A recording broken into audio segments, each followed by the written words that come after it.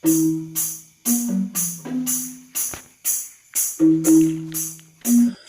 guys, welcome back to my channel di Aksi Reaksi. Karena setiap ada aksi, pasti ada reaksi. Oke, di kesempatan kali ini gue mau reaksiin video Draw My Life-nya Eric Olim ya teman-teman. Seperti yang kalian tahu bahwa Eric Olim ini sudah keluar dari penjara ya. Gue senang sekali karena dia adalah idolaku juga ya. Oke, langsung aja kita reaksiin Draw My Life-nya cuy. Welcome to Draw My Life Indonesia. Survei mengatakan bahwa banyak nih yang nonton tapi nggak subscribe. Oh ya, teman-teman jangan lupa subscribe juga ya, ini channelnya Draw My Life Indonesia. Ada di bawah ya linknya.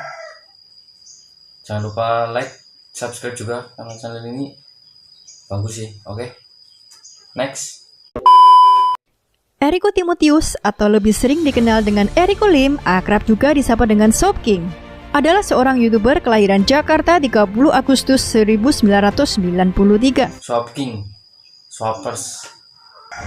Sebelum dikenal sebagai YouTuber, Eriko adalah seorang gamer profesional. Tepatnya pada tahun 2010, ia sudah menjadi gamer profesional dalam game League of Legends. Jadi Eric Olim ini sudah masuk ke dalam dunia pro player sejak 2010 ya di game League of Legends. Next. Namun karena alasan tertentu, ia memilih pensiun dalam dunia game profesional. Setelah memutuskan pensiun, Eriko bergabung dengan Garena sebagai shoutcaster. Ia yang mempunyai wawasan luas dalam dunia game menjadi semakin tenar dan dikenal luas karena mampu membawakan pertandingan-pertandingan League of Legends dengan luas dan cukup baik. Gaya Eriko yang toksik malah menjadi ciri khasnya yang membuat diingat banyak orang setiap ia membawakan sebuah pertandingan game. Ya, jadi Eric Olim itu emang toksik ya teman-teman, tapi kan dia aslinya nggak gitu ya, dia aslinya baik ya. Di tahun 2012 saat usianya baru 19 tahun, ia memilih untuk kabur dari rumah. Penyebabnya adalah perbedaan pendapat dan idealisme antara Eriko dan kedua orang tuanya. Keputusan yang diambil Eriko bahkan tak main-main.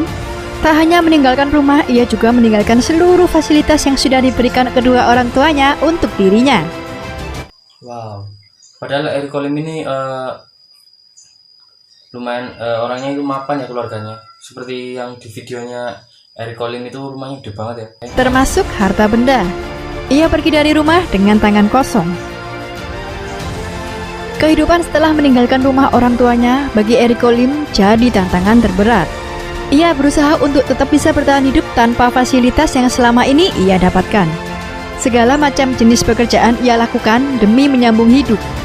Mulai dari sales promotion boys atau SPB, petugas pom bensin, hingga tukang cuci mobil pernah ia jalani. Oh shit man, Eric Olim pernah jadi tukang cuci mobil ya. Kerja keras ya. Dia walaupun dia pergi dari rumah, dia inisiatif untuk cari uang sendiri ya teman-teman. Dia kerja sebagai tukang cuci mobil ya. Wow, gak nyangka sih. Ia juga pernah mengalami pengalaman pahit ditipu orang. Belum cukup penderitaannya, ia harus merasakan pernah diusir dari kos karena tidak mampu membayar uang bulanannya dan hanya mampu membeli makan 1 kali dalam sehari. Namun itu semua tak menggoyahkan Eric Olim. Ia tak kembali ke rumah untuk meminta bantuan orang tuanya. Dirinya terus bertahan menghadapi lika-liku kehidupan yang berat. Ia hidup sendirian tanpa orang tua selama beberapa tahun. Kemudian, pada 7 Januari 2014, Eriko memutuskan untuk merambah ke dunia YouTube. Ia memberi nama channel YouTube-nya dengan nama Eric Olim. Tujuannya membuat YouTube adalah untuk melakukan apa yang ia suka dengan membuat konten yang berisi semua hal absurd. Jadi 2014 itu awal mulanya Eric Olim buat channel YouTube ya teman-teman. Perjalanan Eriko tidaklah instan menjadi seorang YouTuber. Ia merintis YouTube-nya dari titik nol. Bahkan banyak mengalami berbagai macam hal yang tidak menyenangkan. Pada awalnya, ia sempat tidak mempunyai kamera untuk membuat video dan tidak mempunyai PC untuk mengedit video, sehingga ia harus meminjam teman-temannya. Jadi keterbatasan itu bukan halangan ya teman-teman. Selagi kita ada niatan, semua pasti bisa dilakukan ya. Tentunya dengan niat dan doa, semuanya pasti sukses ya, bisa sukses. Next.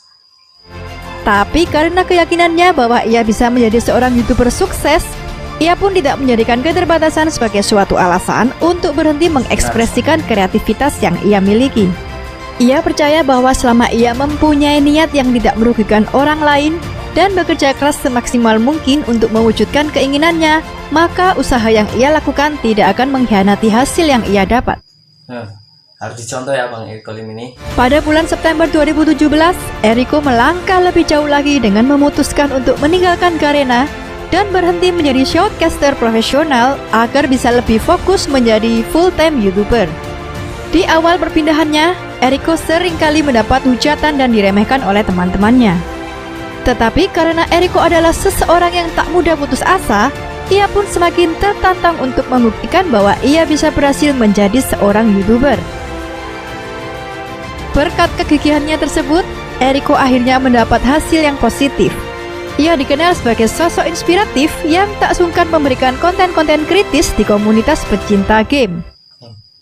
Walau Eriko Lim ini orangnya toksik, tapi inspirasi banget karena kerja kerasnya. Next. Dengan gaya khasnya yang cenderung nyeleneh, toksik, dan belak-belakan, justru membuatnya populer dan semakin dikenal oleh khalayak ramai sebagai YouTuber baru. Kemudian pada tahun 2018, Eriko pun akhirnya ditunjuk untuk memegang kendali YouTube Rewind 2018 dan telah tayang di YouTube pada tanggal 14 Desember 2018 silam. Wow. Jadi Eriko Lim ini pernah menjadi sutradara di YouTube Rewind 2018 ya. Hebat banget sih. Bersama Kapten Leong, Michael Shaw, dan Dylan Pros ya waktu itu. Dalam YouTube Rewind ini banyak menampilkan para YouTuber ternama lainnya seperti Atta Halilintar, Just No Limit, Deddy Corbuzier, dan masih banyak lagi.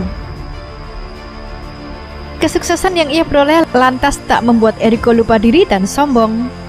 Di balik penampilannya yang nyeleneh, ia mempunyai hati yang dermawan dan suka berbagi.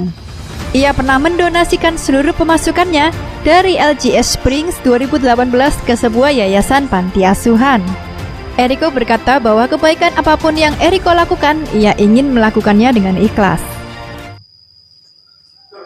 Sosok Eriko Lim yang kita tahu toksik, aslinya seperti ini ya teman-teman. Kini, berkat penghasilan yang ia peroleh dari seorang YouTuber, Eriko mampu membeli sebuah mobil mewah yang semuanya berasal dari keringatnya sendiri. Ia juga mengoleksi mainan dengan karakter Deadpool. Ia membeli mainan tersebut dengan kisaran harga 1 juta rupiah hingga 16 juta rupiah. Saat ini channel YouTube-nya mencapai lebih dari 2,5 juta subscribers dan telah mengupload 530 video. Dari channel YouTube-nya ini, Eriko bisa menghasilkan 90 juta hingga 315 juta rupiah per bulannya, dilansir dari noxinfluencer.com.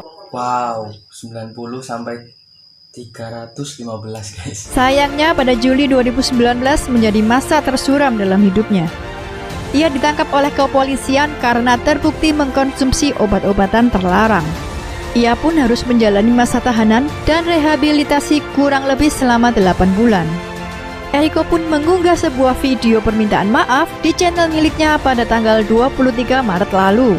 Oh ya, video kembalinya Eriko Lim ini sempat trending 1 ya teman-teman. Ia mengakui bahwa apa yang terjadi pada dirinya adalah sepenuhnya kesalahannya. Musibah tersebut bagi Eriko Lim justru memberikan banyak pelajaran. Selama berada di tahanan dan tempat rehabilitasi, Eriko mengaku banyak melakukan introspeksi diri agar menjadi pribadi yang lebih baik.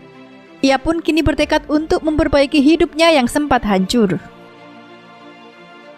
Gagal tak selalu menjadi aib. Justru, kegagalan bisa menjadi cambuk bagi diri kita sendiri untuk bisa bangkit apabila kita berusaha keras untuk berubah.